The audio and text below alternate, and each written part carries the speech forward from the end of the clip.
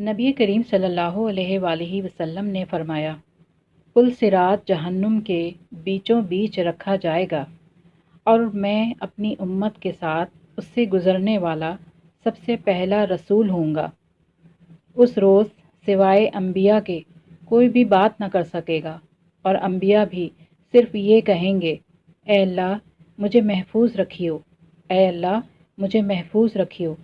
اور جہنم میں سادان کے کانٹوں کی طرح آنکس ہوں گے۔ سادان کے کانٹے تو تم نے دیکھے ہوں گے۔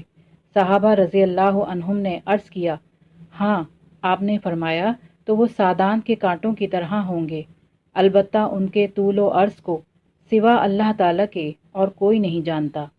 یہ آنکس لوگوں کو ان کے اعمال کے مطابق کھینچ لیں گے۔ بہت سے لوگ اپنے عمل کی وجہ سے ہلاک ہوں گے، بہت سے ٹکڑے ٹکڑے ہو جائیں گے، پھر ان کی نجات ہوگی۔ جہنمیوں میں سے اللہ تعالیٰ جس پر رحم فرمانا چاہے گا تو ملائکہ کو حکم دے گا کہ جو خالص اللہ تعالیٰ ہی کی عبادت کرتے تھے انہیں باہر نکال لو، چنانچہ ان کو وہ باہر نکالیں گے۔